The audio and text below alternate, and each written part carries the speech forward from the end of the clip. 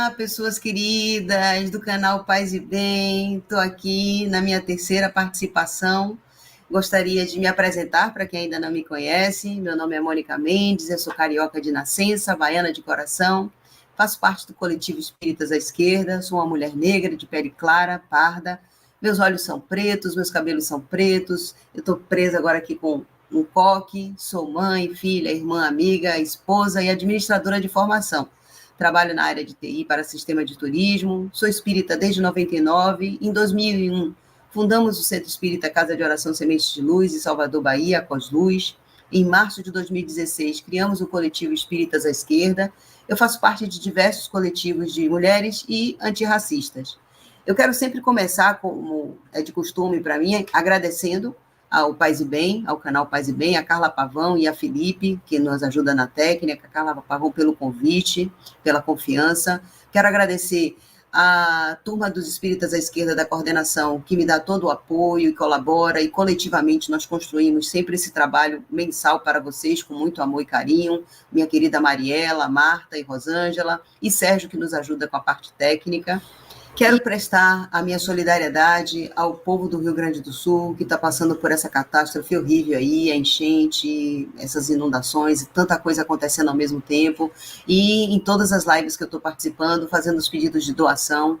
Eu sempre recomendo, nós do Espíritas à Esquerda, sempre recomendamos o MST e o MTST, porque são instituições que nós conhecemos, são instituições sérias, mas vocês podem doar para instituições que vocês conheçam, divulgar. O importante, gente, é a ajuda, a doação, a contribuição, água, cobertores, doação de roupas de frio, eles estão passando por um momento de frio, sandálias, o que for possível. Lembrando, gente, que doação não é para se desfazer de coisas que a gente não quer mais. Doação é de doação de coisas que são necessárias. Roupas de festas, sapato alto, roupas rasgadas, roupas sujas, não serve. Eles não têm como lavar roupa suja, eles não têm como consertar roupa rasgada. São roupas que vocês tenham em bom estado, que sirvam para o uso, camisas de malhas, calças ou camisas de moletom, coisas que possam ser úteis e que possam chegar lá e serem usadas de imediato.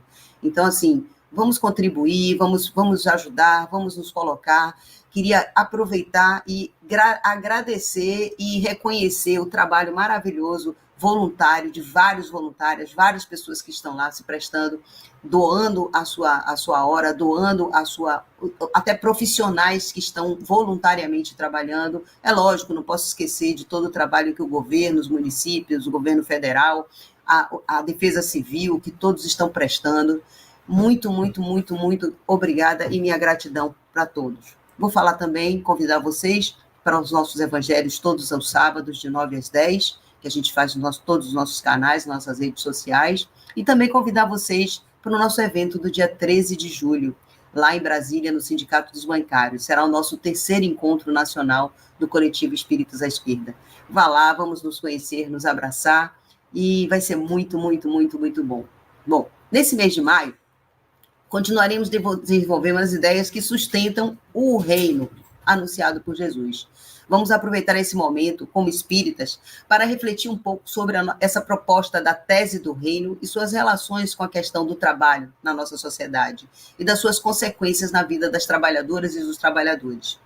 O mês de maio é marcado por datas como o 1º de maio, que é o Dia Internacional do Trabalhador e das Trabalhadoras, o Dia das Mães, segundo domingo de maio, o 13 de maio, que nos lembra a abolição da escravatura no Brasil, em 1888, e a condição histórica do trabalho de negras e negros, e até mesmo o Dia Internacional da Família. Todas essas datas, gente, nos remetem necessariamente a questões do trabalho. Então, dentro da nossa proposta de trazer o espiritismo para a nossa realidade, vamos falar um pouco sobre como Kardec e os espíritos do século XIX trataram desse tema e do papel da mulher no mercado de trabalho, e também como os sociólogos trataram e tratam esse tema. No dia 1º de maio de 1886, em Chicago, nos Estados Unidos, houve uma greve nas fábricas dessa cidade, que à época já era um grande centro urbano e industrial dos Estados Unidos. A data foi marcada pela reunião de milhares de trabalhadoras e trabalhadores que reivindicavam a redução da jornada de trabalho de 13 para 8 horas diárias. Essa greve foi duramente reprimida pelo aparato policial local. Em 1889, num congresso da Segunda Internacional Socialista, realizado em Paris, que reuniu os principais partidos socialistas e sindicatos de toda a Europa, foi escolhido, então, o dia 1º de maio como o Dia do Trabalhador. Gente, do trabalhador. Não vamos tentar dizer que é o Dia do Trabalho, é o Dia do Trabalhador e das Trabalhadoras que lutaram para que nós pudéssemos hoje desfrutar de uma carga horária de 8 horas. Então, no dia 1º de maio, como Dia do Trabalhador, trabalhadoras, pelos seus participantes, como uma forma de valorizar, de ressaltar, de destacar e de agradecer aos operários e operárias reprimidos nessa greve. O dia 1º de maio foi assim, oficialmente reconhecido como feriado em 1919 na França, após a legislação garantir a jornada de trabalho de 8 horas por dia. Posteriormente, tornou-se feriado na Rússia, em 1920, e aqui no Brasil, só em 1925, durante o governo do presidente Arthur Bernardes, que foi reconhecido como feriado nacional. É feriado em vários países do mundo. Após contextualizar a origem do feriado de 1º de maio, pretendemos agora falar breve e especificamente sobre algumas relações entre as mulheres e o trabalho, como a invisibilização do trabalho doméstico, o controle moral sobre os corpos femininos e o seu papel na sociedade. Outras importantes questões relativas ao trabalho poderiam ser ainda abordadas, mas não vou conseguir tratar aqui nesse vídeo de hoje porque vai ficar muito extenso. Como, por exemplo, o que, Mônica? O problema do trabalho análogo à escravidão é um problema que precisa ser tratado por nós espíritas, que até hoje são encontradas pessoas em situações em lavouras, indústrias têxteis e até mesmo em casas de família, trabalhando dessa forma. E também a questão do trabalho voluntário, que foi o que eu comecei agradecendo, dando toda a minha gratidão às pessoas que estão atuando agora no Rio Grande do Sul, e nós espíritas, né, tem outras religiões também que fazem muitos trabalhos voluntários, isso é muito válido. O trabalho dos voluntários do Rio Grande do Sul é que eu estou citando especificamente, até por gratidão, porque está bastante destacado nessas últimas semanas por conta dessa tragédia que estamos, infelizmente, acompanhando, né, no Rio Grande do Sul. As comemorações do mês de maio nos dão a rica oportunidade para trazer à tona uma importante reflexão que foi levantada como pauta social pelo tema da redação do Enem do ano passado, que propunha aos estudantes escrever sobre os desafios para o enfrentamento da invisibilidade do trabalho de cuidado realizado pela mulher no Brasil. Que oportunidade brilhante, né? Inicio lembrando que, antes disso, em 2018, uma greve de mulheres parou a Espanha com a adesão de mais de 5 milhões de participantes à marcha grevista. As organizadoras da huelga feministas exigiam uma sociedade livre da opressão sexista e da exploração do trabalho da mulher, em que a solução seria a necessária luta contra o patriarcado e o capitalismo, pois essa aliança entre essas formas de opressão nos quer obedientes, submissas e caladas, sob o lema: se nós outras paramos, separa é o mundo. Se nós paramos, paramos o mundo. As grevistas espanholas cruzaram os braços e saíram às ruas no dia 8 de março, interrompendo todas as atividades produtivas e reprodutivas. O que podemos conversar sobre as relações entre a greve das feministas espanholas e o tema do Enem, os direitos reprodutivos, a lei do trabalho na filosofia espírita de Kardec e a tese do reino anunciado por Jesus? Em O Livro dos Espíritos, Kardec nos apresenta as sementes para desenvolvermos reflexões sobre o trabalho e avançarmos na construção do reino. Um outro mundo onde há direitos e deveres equânimes para todas as pessoas, no qual toda ocupação útil das mulheres é reconhecida e valorizada e seu livre-arbítrio é respeitado. Para a gente dialogar melhor sobre isso, eu vou falar um pouco sobre como o trabalho é visto pelo texto bíblico e pela obra kardecista. Lá no Velho Testamento, encontramos a passagem da Gênese em que é descrito o mito da criação do ser humano. Em certo momento dessa descrição, O Deus mitológico hebraico, por causa de uma desobediência humana a uma ordem expressa sobre o conhecimento das coisas da vida, teria castigado o homem e a mulher a perda da inocência, simbolizada pela perda do paraíso. Além disso, puniu o homem com a luta pela sobrevivência através do seu trabalho e a mulher com a gestação e as dores do parto. Ou seja, coube a nós mulheres, nesse relato mítico, o papel de produzir a mão de obra necessária ao trabalho e, ao mesmo tempo, ser responsável pelo trabalho invisível, exaustivo, sem limites e sem remuneração das tarefas ligadas à maternidade e aos cuidados do lar e da família. O texto do mito hebraico da criação nos dá uma pista da divisão sexual do trabalho já nos primórdios das culturas mais antigas, fazendo parecer natural ou mesmo divina, impedindo assim uma reflexão mais crítica sobre a sua elaboração, eminentemente social e cultural. E daí podemos compreender por que, em todas as culturas que se estruturam a partir desse mito da criação humana, como as sociedades judaicas, cristãs e muçulmanas, a mulher foi dado o papel de subjugação ao homem e do trabalho invisibilizado. É a justificação mítico-religiosa do patriarcado. Já no Novo Testamento, encontramos a famosa passagem dos trabalhadores da última hora, contida no texto atribuído a Mateus, no capítulo 20, versículo 1 a 16, que se inicia assim, abre aspas, o reino é como a história do patrão que saiu de madrugada para contratar os trabalhadores para a sua vinha. Fecha aspas. Nessa comparação, Jesus ensina mais uma vez sobre o reino, falando do trabalho e da equidade da sua remuneração. Ou seja, Jesus ensina nessa parábola que no reino, nessa nova sociedade justa e fraterna, não haverá privilégios de nenhuma espécie. Todos e todas que a ele chegarem, no momento que chegarem, terão acesso aos seus benefícios e à sua justiça sem qualquer tipo de distinção ou privilégio. Por quê? Afinal, Jesus está anunciando esse outro mundo. Ainda utópico, em que todas e todos serão iguais em direitos e deveres perante a sociedade. Podemos daí inferir que nesse novo mundo de justiça e fraternidade, mulheres e homens terão as mesmas oportunidades e farão jus aos mesmos benefícios. Chegamos agora à obra kardecista. Na primeira edição de O Livro dos Espíritos, que marca o nascimento do Espiritismo e originalmente foi publicada por Allan Kardec em 18 de abril de 1857, com 501 perguntas e respostas, já havia um capítulo com 8 questões sobre a lei do trabalho. Depois, na segunda edição de 1860, revista e ampliada na forma como hoje nós conhecemos esse livro, o capítulo sobre a lei do trabalho passou a conter 12 questões. Vou destacar aqui alguns pontos que escolhemos para essa reflexão de hoje. Primeiro, a pergunta 675, que é assim, vou pegar ela aqui para ler para vocês. A pergunta de Kardec para os espíritos. Por trabalho, só se devem entender as ocupações materiais? A resposta do espírito. Não. O espírito trabalha assim como o corpo. Toda ocupação útil é trabalho. Toda ocupação útil é trabalho.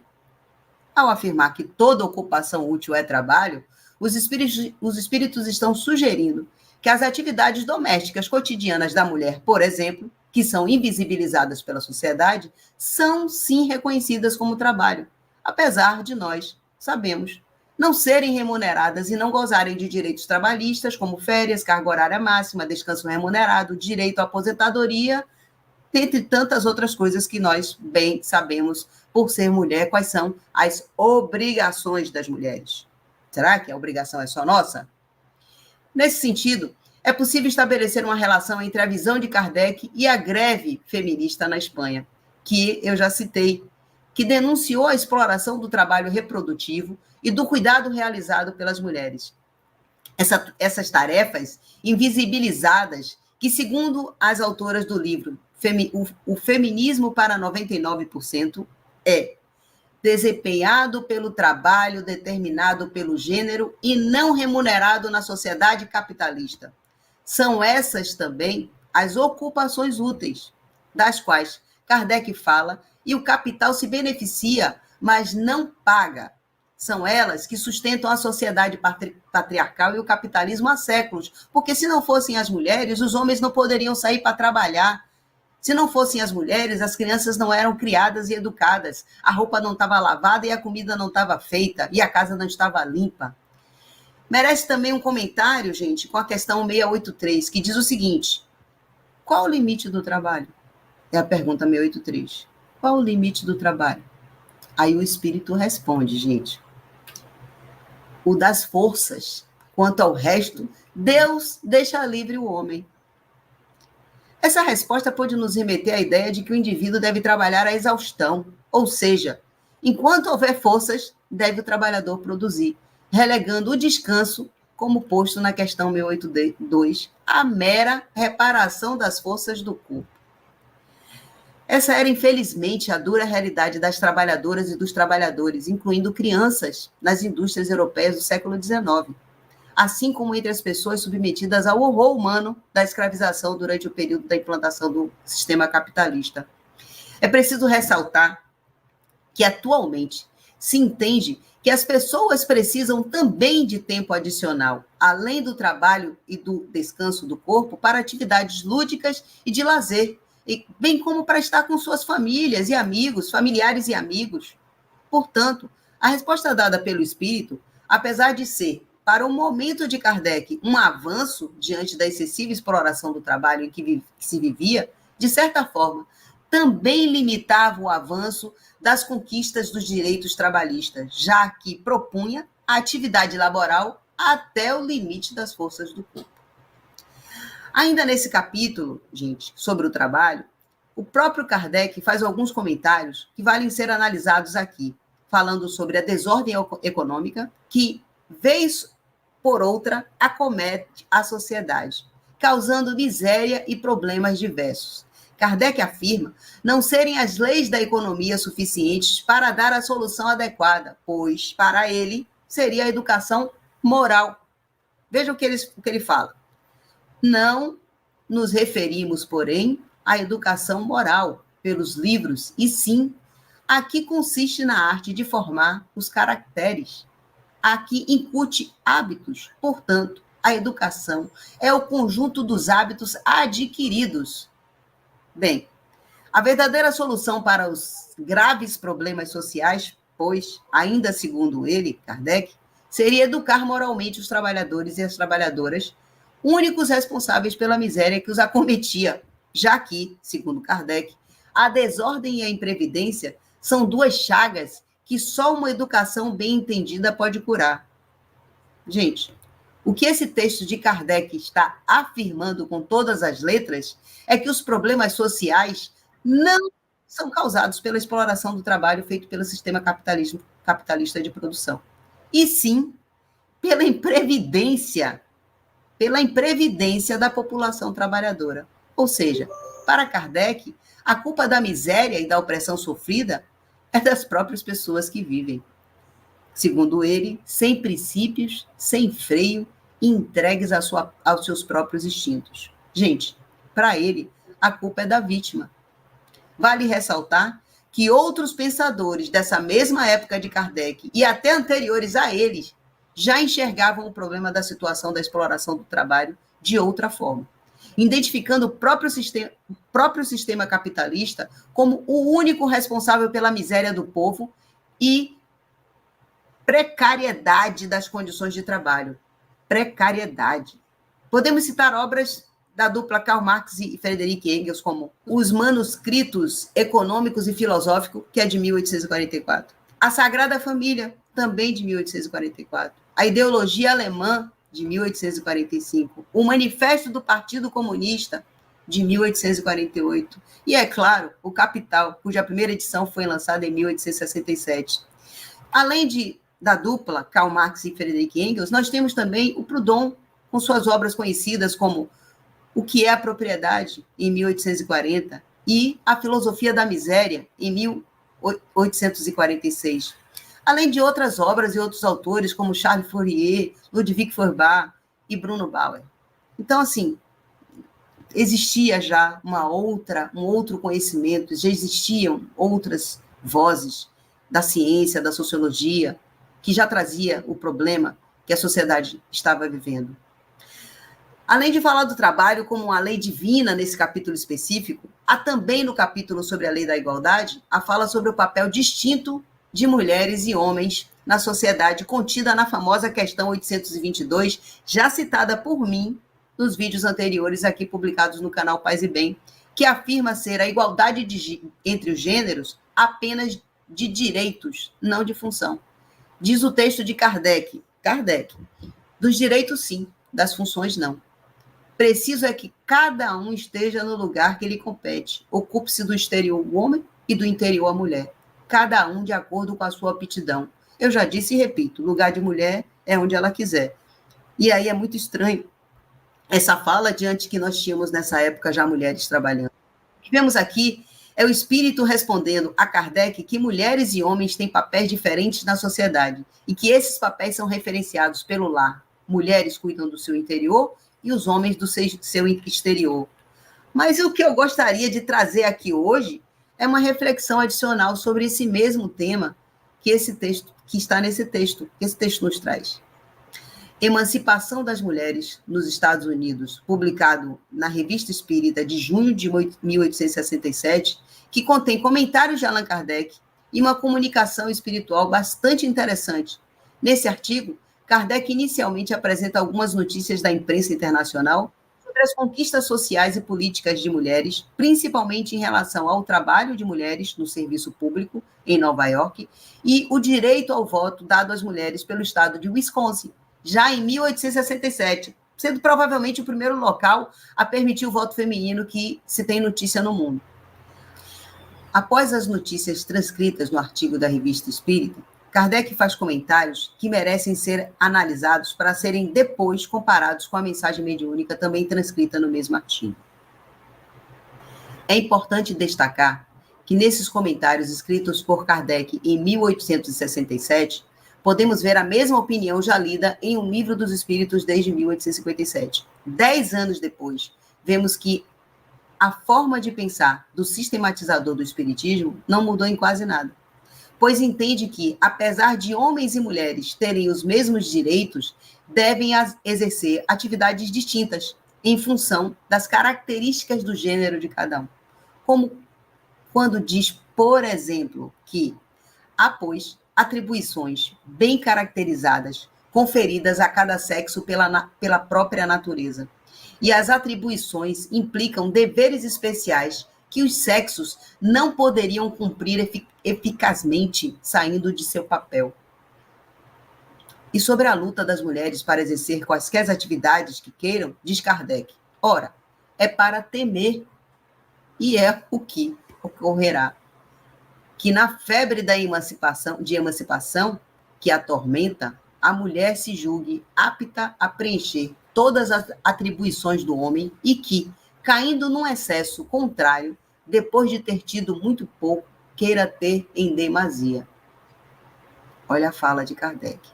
Kardec está nos dizendo de forma explícita, mulheres, coloquem no seu lugar. E o seu lugar, segundo ele, como lido até em O Livro dos Espíritos, eram as atividades do lar.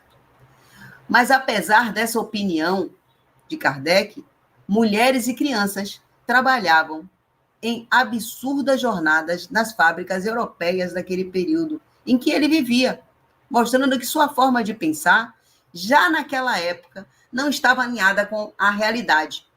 Portanto, que não se diga por aí, por favor, que uma crítica a esse texto kardecista seja anacrônica ou descontextualizada. Não, gente. Há problemas evidentes nesse texto que devem ser analisados e enfrentados de forma madura e tranquila, mostrando que nós, espíritas, podemos e devemos afastar toda a proposta de leitura dogmática e fanática dos textos kardecistas, que reforça ideias machistas, misóginas, racistas, entre outras formas de discriminação humana. Isso nós não podemos aceitar. Nós temos que entender e, de forma madura, tratar isso. Eu vou ler agora a mensagem mediúnica contida nesse mesmo artigo, que foi uma mensagem que foi da Sociedade de Paris, de 10 de maio de 1867, do médium Sr. Morin, em Sonambulismo Espontâneo. Foi uma dissertação verbal e foi transcrita. Em todos os tempos, os homens têm sido orgulhosos. É um vício constitucional inerente à sua natureza. O homem, falo do sexo, o homem, forte pelo desenvolvimento dos seus músculos, pelas concepções um tanto ousadas de seus pensamentos, não levou em conta a fraqueza a que se faz alusão nas santas escrituras, fraqueza que fez a desgraça de toda a sua descendência. Julgou-se forte e serviu-se da mulher, não como de uma companheira, de uma família, mas dela se servindo do ponto de vista puramente bestial, transformando-a num animal bastante agradável e acostumando-a a manter-se respeitosamente distância do Senhor. Mas, como Deus não quis que uma metade da humanidade fosse dependente da outra, não fez duas criações distintas, uma para estar constantemente a serviço da outra. Quis que todas as criaturas pudessem participar do banquete da vida e do infinito na mesma proporção. Nesses cérebros, por tanto tempo mantidos afastados de toda a ciência, como impróprios a receber os benefícios da instrução, Deus fez crescer como contrapeso astúcias que põem em xeque as forças do homem. A mulher é fraca, o homem é forte, concebe-se, mas a mulher é astuciosa. E a ciência, contra a astúcia, nem sempre triunfa. Se fosse a verdadeira ciência, ela a venceria, mas é a ciência falsa e incompleta. E a mulher facilmente encontra o seu calcanhar de Aquiles. Provocada pela posição que lhe era dada, a mulher desenvolveu o germe que sentia em si, a necessidade de sair do seu aviltamento, que lhe deu o desejo de romper suas cadeias. Segui sua marcha, tomai-a desde a era cristã e observai-a. Vê-la-eis cada vez mais dominante, mas ela não consumiu toda a sua força. Conservou-a para tempos mais oportunos e aproxima-se a época em que chegará a sua vez de exibir. Aliás, a geração que se ergue traz em seus flancos a mudança que nos é anunciada desde muito tempo. E a mulher atual quer ter na sociedade um lugar igual ao do homem. Observai bem, olhai os interiores e vede quanto a mulher tende a libertar-se do jugo. Ela reina como senhora, por vezes como déspota. Vós a tivestes vergada por muito tempo. Ela se impertiga como uma mola comprimida e se distende, pois começa a compreender que é chegada a sua hora. Pobres homens, se refletisseis que os espíritos não têm sexo, que aquele que hoje é homem pode ser mulher amanhã, que escolhem indiferentemente e por vezes de preferência o sexo feminino, antes deveríeis regozijar-vos que vos afligir com a emancipação da mulher e admiti-la no banquete da inteligência, abrindo-lhe de par em par todas as portas da ciência, porque ela tem concepções mais finas, mais suaves, toques mais delicados que os dos homens. Por que a mulher não poderia ser médica? Não é chamada naturalmente a prodigalizar cuidados aos doentes? E não os daria com mais inteligência se tivesse os conhecimentos necessários? Não há casos em que, quando se trata de pessoas de seu sexo, seria preferível uma médica? Muitas mulheres não têm dado provas de sua aptidão por certas ciências, da finura de seu tato nos negócios? Por que, então, os homens reservariam para si o monopólio, se não por medo de vê-las ganhar em superioridade? Sem falar das profissões especiais, a primeira profissão da mulher não é a de mãe da família?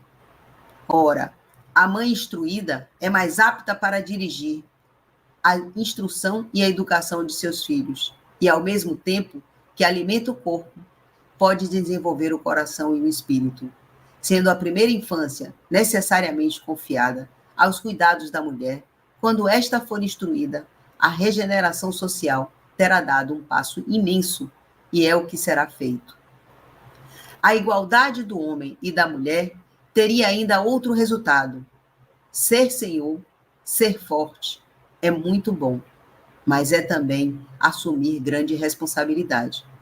Partilhando o fardo dos negócios da família com uma companheira capaz, esclarecida, naturalmente devotada aos interesses comuns, o homem alivia a sua carga e diminui a sua responsabilidade, ao passo que a mulher, estando sob a tutela e por isto mesmo, num estado de submissão forçada, não tem voto na matéria, senão quando o homem houver por bem condescender em lhe dar.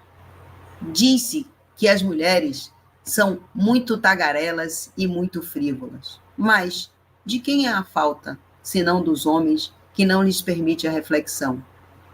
Dai-lhes o alimento do espírito e elas falarão menos, meditarão e refletirão. Acusai-as de frivolidade? Mas o que elas têm a fazer? Falo sobretudo da mulher do mundo. Nada, absolutamente nada, em que ela pode ocupar-se? Se reflete e transcreve seus pensamentos, tratam-na ironicamente de mulher pedante.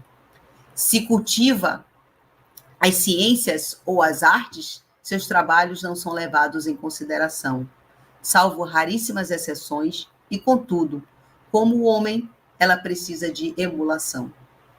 Lisonjear um artista é dar-lhe tom e coragem, mas para a mulher isto realmente não vale a pena. Então, lhes resta o domínio da frivolidade, no qual elas podem estimular-se entre si. Que o homem destrua as barreiras que o seu amor próprio opõe à emancipação da mulher, e logo haverá alçar o seu voo, com grande vantagem para a sociedade. Ficai sabendo que a mulher, como todos vós, tem a centelha divina, porque a mulher é vós, como vós sois a mulher. Linda mensagem. Nessa mensagem, o que vemos é um espírito com opiniões muito mais progressistas do que aquelas que acabamos de ler nos comentários de Allan Kardec. Nessa comunicação oral, o espírito afirma que a mulher poderia, por exemplo, ser médica ou empresária e que a emancipação feminina seria uma conquista positiva para toda a sociedade. Mas no movimento espírita institucionalizado, cujas lideranças têm se destacado pelo excessivo conservadorismo, o limite do livre-arbítrio é ser mulher. E para eles, as mulheres não podem exercer o seu livre-arbítrio sobre, por exemplo, a interrupção de uma gravidez, não tampouco abdicar das ocupações da maternidade, porque nós não poderíamos gozar de nossos direitos reprodutivos. Pelo contrário, para eles, além disso, nós mulheres temos o dever dos cuidados da prole, ou seja, é das mulheres esse trabalho não remunerado por toda a eternidade. Fica explícita a manipulação que desde sempre foi e é imposta à necessidade do controle do corpo da mulher, que serve para a produção de mão de obra para o capitalismo, que se usa de subterfúgios de hipocrisia para dissimular essa verdadeira intenção. Ou seja, toda a prescrição moral imposta à mulher é uma forma de controle de seu corpo para atender às demandas do capitalismo e aos anseios do patriarcado. Conveniente, não é mesmo? Muito conveniente. Não perderemos nosso tempo aqui reproduzindo alguma dos tantos disparates sobre o papel da mulher na sociedade que já foram publicados pela dita leitura mediúnica. Basta. Vimos que para os espíritos toda ocupação útil é trabalho. E de acordo com o artigo 23 da Declaração Universal dos Direitos Humanos, toda pessoa tem direito ao trabalho justo e remunerado, à livre escolha do trabalho e à condição equitativas e satisfatórias de trabalho. Assim, como mulheres espíritas à esquerda, lutamos pelo reconhecimento do trabalho de cuidado realizado pelas mulheres, por nossos direitos reprodutivos universais e irrestritos, assim como por nossa liberdade de decisão. A luta pelo reconhecimento ao trabalho invisibilizado das mulheres é árdua, como demonstra a produção acadêmica da socióloga contemporânea Silvia Federici, com 82 anos. É dela a célebre frase: eles dizem que é amor, nós dizemos que é trabalho não remunerado. Na sua extensa literatura feminista, ela aborda o tema do trabalho das mulheres em muitos textos. Por isso, reuniu-se na obra O Ponto Zero da Revolução, Trabalho Doméstico, Reprodução e Luta Feminista, lançada em 2019, no qual ela reúne seus artigos em diferentes fases do feminismo, demonstrando a evolução de seu pensamento sobre o tema e, ao mesmo tempo, apresenta os movimentos feministas de cada uma delas. Silvia Federici, em seus textos, articula o trabalho doméstico e suas relações com o sistema capitalista. E, ao mesmo tempo, defende a autonomia dos corpos das mulheres. Ela afirma que o trabalho doméstico não desapareceu e sua desvalorização financeira e de outros tipos continua a ser um problema para muitas de nós, seja ele remunerado ou não. E ela continua: é importante reconhecer que, quando falamos em trabalho doméstico, não estamos tratando de um trabalho como os outros, mas sim da manipulação mais disseminada e da violência mais sutil que o capitalismo já perpetuou contra qualquer setor da classe trabalhadora. E diz que você não trabalha porque gosta, ou porque é algo que brota naturalmente dentro de você, mas porque é a única condição sob a qual você está autorizado a viver. Em síntese, encontramos em Kardec sementes do reino anunciado por Jesus. Na filosofia espírita, há um longo caminho para o reconhecimento dos direitos reprodutivos universais das mulheres em um outro mundo possível. O que deve vir para o século XXI é o espiritismo. Deixemos Kardec no contexto sócio-histórico do século XIX, quando mulheres ainda não tinham nem direito ao voto. O reino é o mundo possível, onde todas as pessoas respeitam e são respeitadas. Um mundo no qual há condições de existências dignas, com direito ao trabalho, à moradia, saúde, educação, lazer e cultura.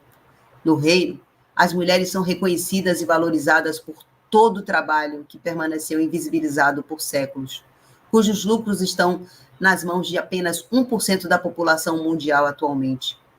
Um outro mundo no qual as mulheres exercem plenamente o seu livre-arbítrio e vivem em igualdade de condições para gozar sua existência dignamente. O reino anunciado por Jesus e reafirmado pelos espíritos que auxiliaram Kardec será necessariamente feminista. Mas é importante lembrar que o reino não é algo que será dado à humanidade como uma dádiva divina. Ele será o resultado da luta contínua por uma sociedade mais justa e fraterna, não permitindo, portanto, esmorecimento e cansaço, sob o risco do avanço do domínio de interpretações fundamentalistas da mensagem de Jesus, que usam de forma manipuladora e dissimulada para subjugar e controlar a vida e o corpo das mulheres. Não vamos aceitar e não vamos parar. Vamos buscar as nossas conquistas. Vamos buscar os nossos direitos e a equidade. Nós merecemos isso. Parabéns a todas as mulheres pelo mês de maio, pelo mês das mães, a todas as trabalhadoras e a todas as pessoas que estão aqui nos assistindo agora. Muito obrigado por sua audiência e mês que vem estaremos de volta.